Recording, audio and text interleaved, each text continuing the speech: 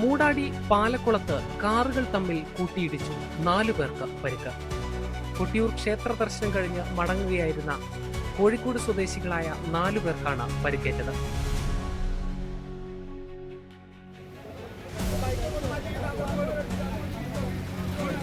മൂടാടി പാലക്കുളം പള്ളിക്ക് മുമ്പിൽ ഇന്ന് വൈകിട്ട് 4:30ഓടെയായിരുന്നു അപകടം.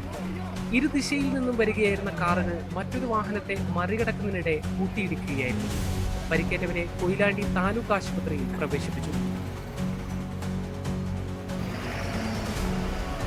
കൊട്ടിയൂർ ക്ഷേത്ര ദർശനം കഴിഞ്ഞ് മടങ്ങുകയായിരുന്ന കോഴിക്കോട് സ്വദേശികളായ പയ്യാനക്കൽ പ്രസാദ്, പാലാഴി അവിനാഷ്, കുണ്ടായിത്തോട് ബബീഷ്, കുണ്ടായിത്തോട് അഭിനവ് എന്നിവർക്കാണ് പരിക്കേറ്റത്.